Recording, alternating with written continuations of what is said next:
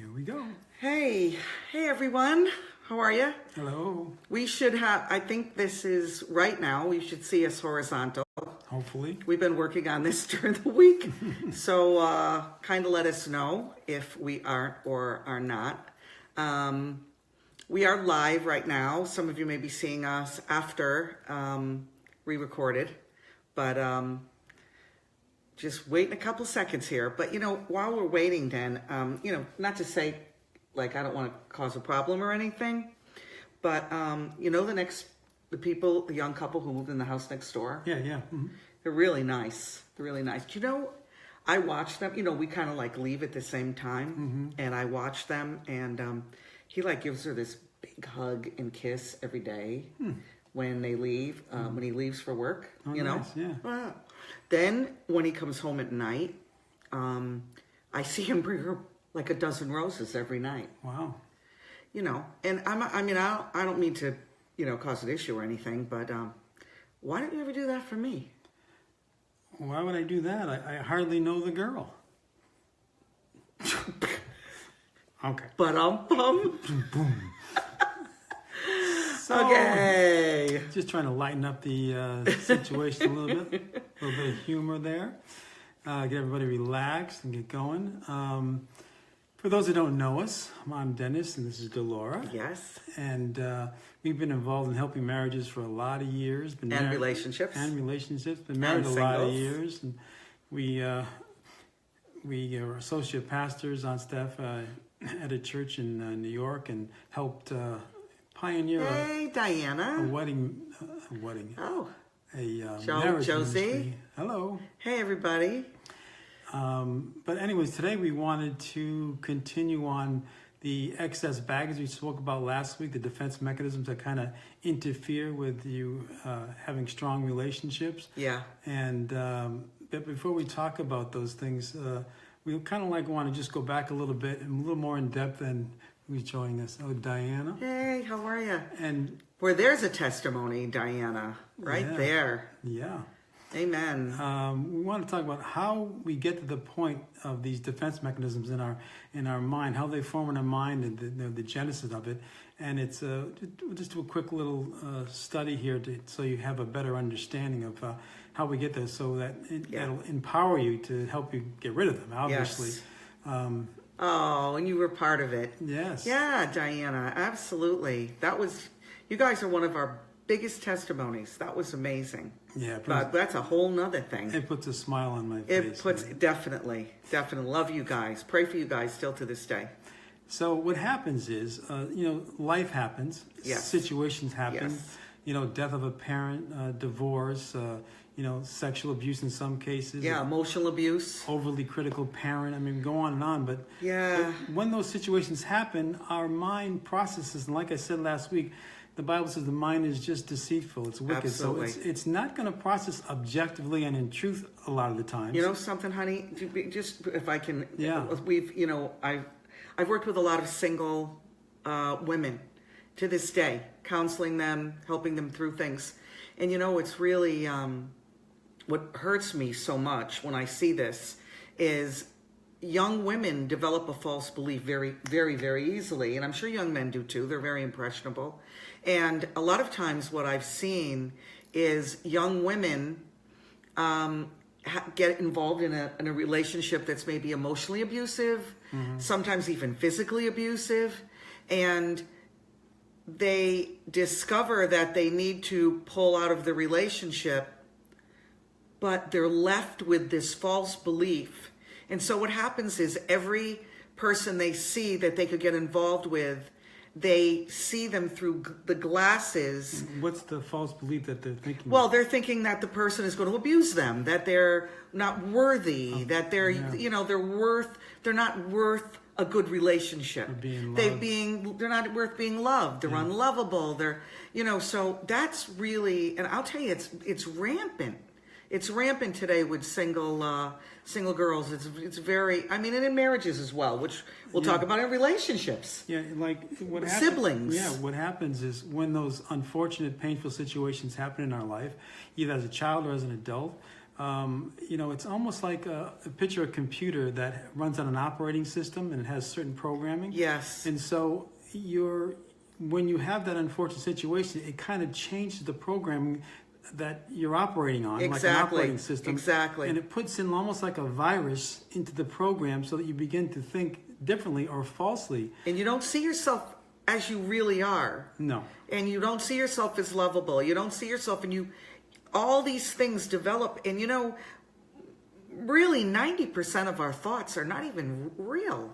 They're not even true. Yeah, I mean, you could have a false belief like, I must have the approval of other people in order to feel good about myself. Exactly. I must have to perform a certain way in order to have people love me.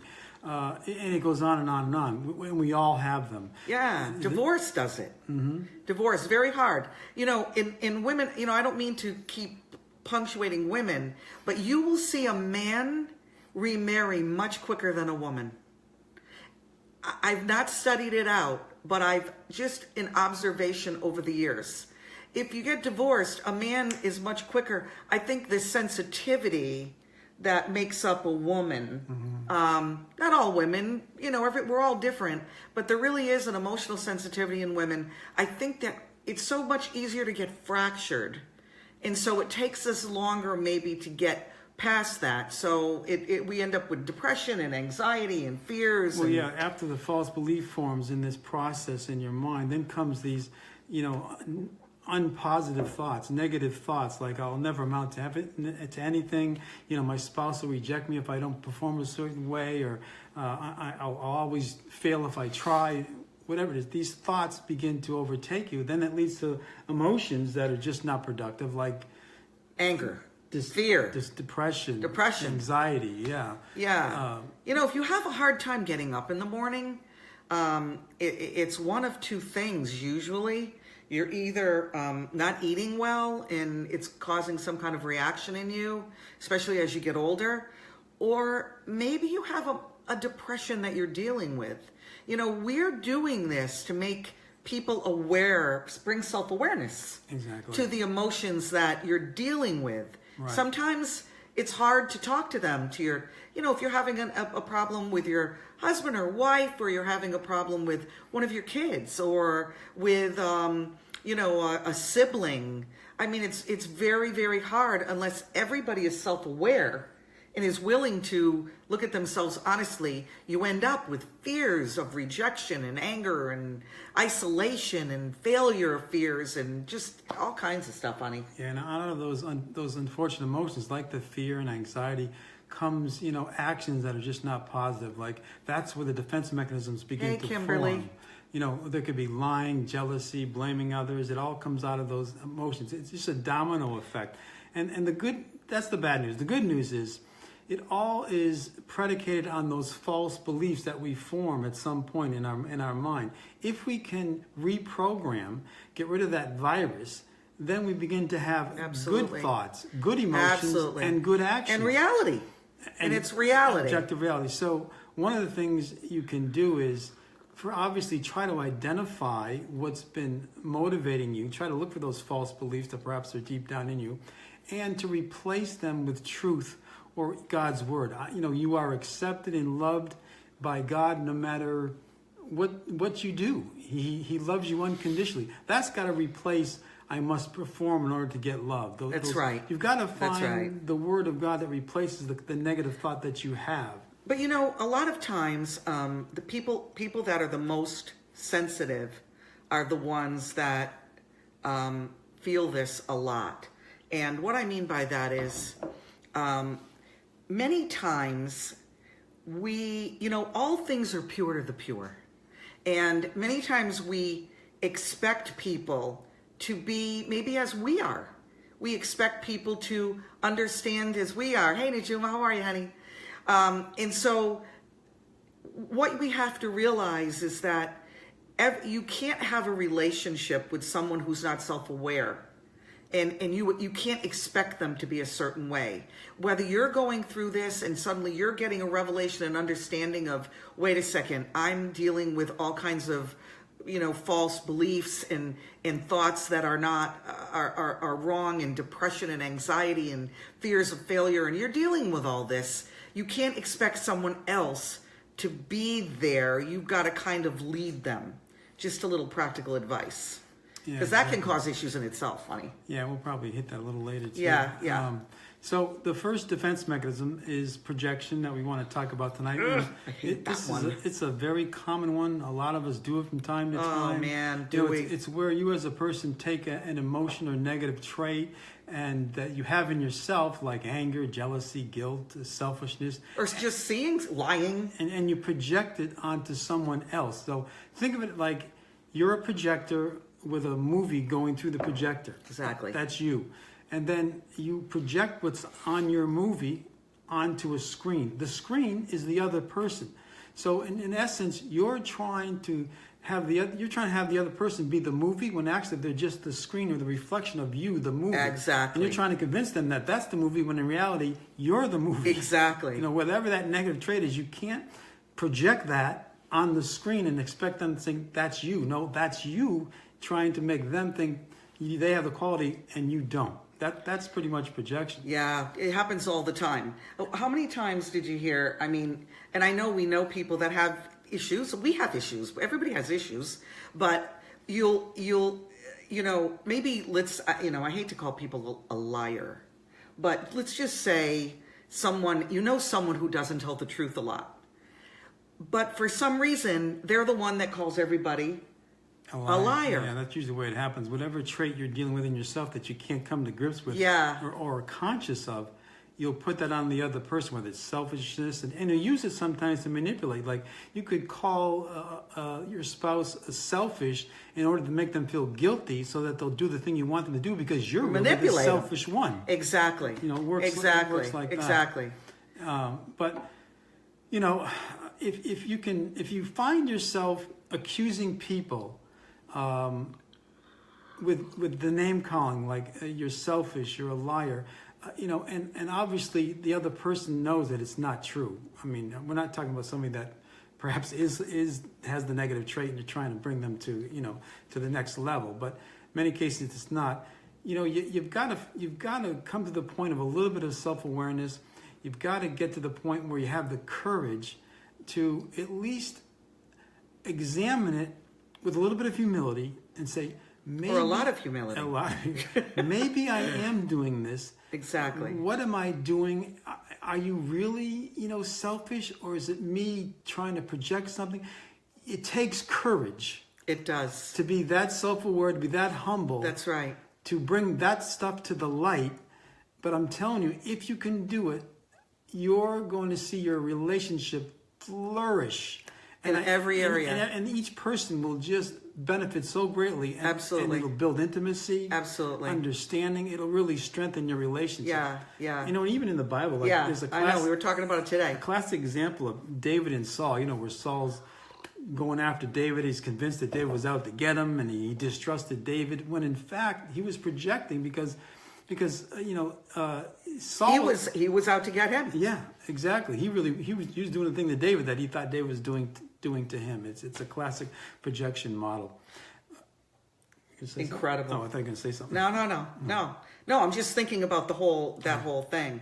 So if you see, the thing is first of all, I mean, there's a little bit of we always make sure in our marriage, and we even with our kids, and we try not to, and it doesn't work all the time. Sometimes you either get angry or you just feel like you can't control it. I mean, we've all been there. It just hits that button. But the thing is that you got to be careful that you never use the word you. We've made it kind of a pact that we say what we're feeling. I feel that you have not listened to me. I feel that you hurt me and you didn't understand. Instead of saying you, immediately the projection, you kind of cut it at its knees, because when you're projecting, it's always you lied, you're a liar, you told me this, you said that, you're always late, so if we can get rid of the you in our relationships and just discuss things with people from a I'm feeling or I felt, but it it takes a lot. Last week we were talking about the I love you thing. It just takes that awareness. Or even ask clarifying questions like, why are you saying I'm selfish? What is it about that I'm doing that you would feel that I'm selfish? Exactly. That's excellent. Instead of, I'm not selfish. You're selfish. Exactly. Instead of defending. It's going to go round and round the and round. The second you find yourself defending, you have to ask yourself, what am I defending? Hey, John, how are you? Oh, hey, John. Hey, Nick. Did you see it? I'm not even looking up there. So the last defense mechanism I'm going to talk about is scapegoating syndrome. It's kind of unresolved anger or unforgiveness is transferred to the other person, to the spouse. The spouse becomes a scapegoat. In other words, the wife or the husband pays the price for the sins of the other person. Exactly. And the best way I can explain it, there's a whole biblical thing about that we don't have time to go into, about the scapegoat going out into the desert in the Old Testament. But, when I was a kid...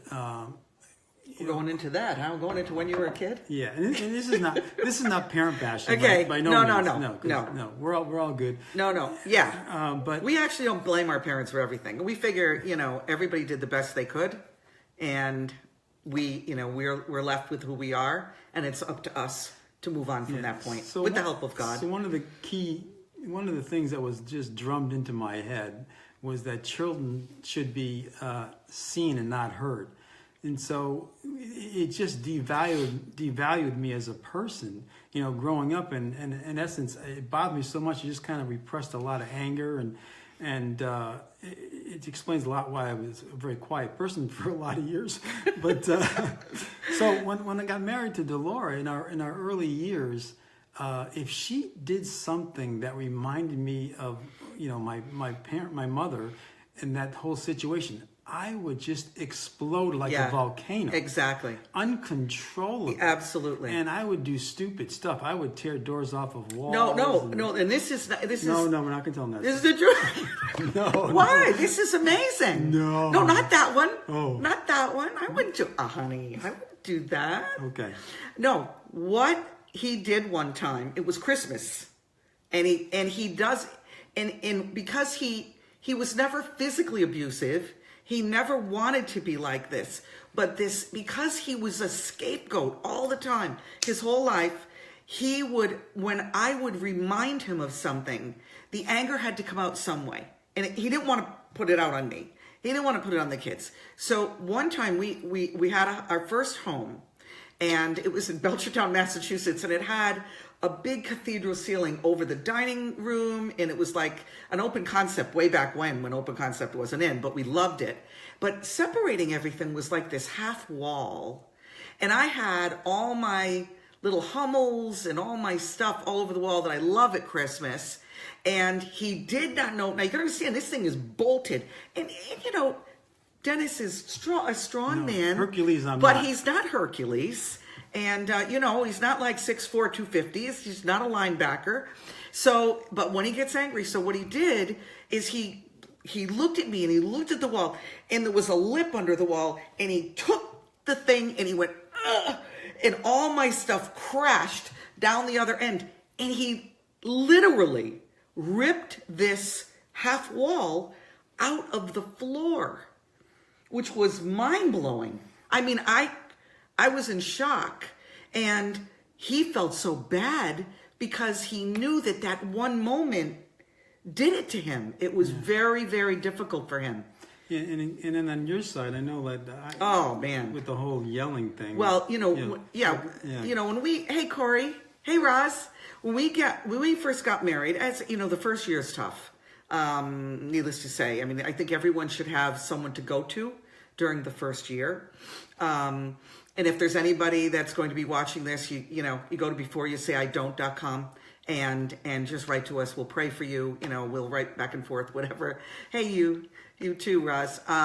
So what would happen was when we first got married, Dennis would, well, let me just back up a little bit. My parents are Italian. And if you know Italian people, we talk kind of loud. Even when I listen to this back, I'm like, I need to talk softer, and Dennis needs to talk louder because it's just me. You get emotional, Children and should be seen and not heard. That's So, this is the way it is. So, yeah, that was so terrible. Anyway, my parents, when they talked, they yelled. And when they were yelling, it was like 150,000 decibels. I would run in my room. I couldn't take the shouting because their emotions and their Italian and their heritage. Sometimes it got physical. It did, and it got physical, and the throwing of shoes, and I'm sure a lot of you've been through this. And my parents, God rest their soul, they did the best they could. They were great parents as far as what they knew. I don't ever, and we were talking about this the other day, never once have we ever blamed our parents for anything we've done or anything that we do. We are, we're new creatures where I believe, God can make all things whole. And with our own self-awareness and our own understanding and our own pursuing wholeness, we have, we're at least we're in a pretty good shape. So anyway, what would happen was I got married and I came out of this yelling situation, and believe it or not, when he would get angry, he would yell loud, like yell. And what I would do is I would retreat. She'd punish me. I would.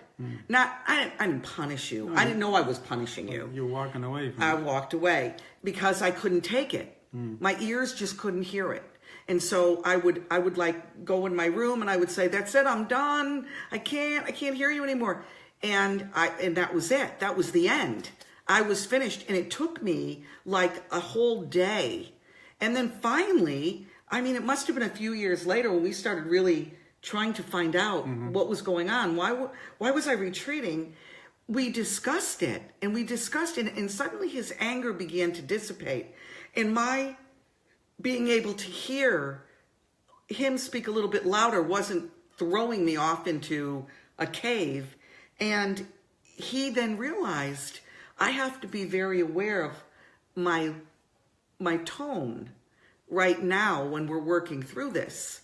So it's very important that you realize where you've come from, and there's nothing wrong with it. Everybody has an issue, no matter how good you are as a parent. We're not perfect people. Nope, no one is. That's for sure. And so we deal with this stuff. So in closing, I just want to encourage you a little bit that, Galatians 6:1 talks about if you're overtaken in a fault, restore such a one and bear one another's burdens. So it's a process between the both of you in a relationship. And, sometimes one person's going to be a little bit stronger and the other one's going to be a little bit weaker. And during those times, the stronger one has to restore such a one or bear the other person's burden, and then vice versa. Approach a relationship that, sometimes people are in emotional wheelchairs and we expect them to just, walk by just telling them to walk. Exactly. Would you do that to someone who was in a wheelchair? It's preposterous to assume that a person that is crippled would get out of a wheelchair. But you can get that person out of an emotional wheelchair if they know that they're loved, they can feel secure, they're accepted. If that's being transmitted in the relationship, then these defense mechanisms start to break down and get exposed. Except if the other person is dealing with a lot of stuff we just discussed. You can't have a relationship with someone who doesn't want to have a relationship with you. Right, and that's where it's going to take long suffering, like the Bible talks in Corinthians, that love has to be long suffering. And, the Holy Spirit sometimes waits years for us to be receptive to a change in us. Absolutely. We have to kind of model that in the same way. So remember when you're, we got to talk about the write a letter. Oh, yeah. I just did. Yeah, can I just say something? I've done this so many times. I just did this the other day. When you have anger or you have unforgiveness, oh God, if you're fear, you live in fears, or you just are, you find all kinds of, you feel like you're being rejected, or try to find out who is the source of that. and write them a letter. Don't send it. Don't send it. I've sent it a couple times. You think people are where you send things sometimes thinking that person is in a receptive and want to bridge something mode, and they're not. So the best thing to do, and it's really, in counseling, you tell people this all the time. You just have to be honest with yourself. Go back, get alone with God, and kind of think it through and say, when you did this, I felt this anger. And if you felt hate, put down, I felt hate. When this happened to me, I felt this about you. And get it all out. Let the lava all come out of your heart.